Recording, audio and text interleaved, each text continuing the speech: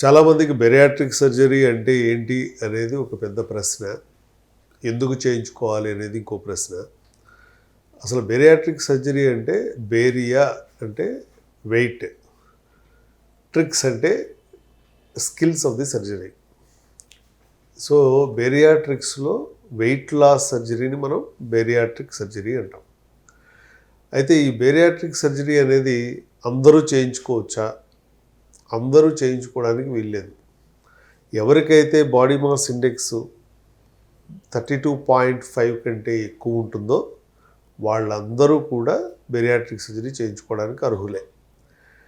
అయితే body mass index అంటే వాళ్ళ హైటు వెయిటు నిష్పత్తి రేషియోని మనం బిఎంఐ అంటాం. సో ఇది 32.5 కంటే ఎక్కువ ఉంటే చేయించుకోవడానికి అవకాశం ఉంటుంది. అయితే ఇది చేయించుకునే ముందు రకరకాల పరీక్షలు కూడా చేయించుకోవాలి.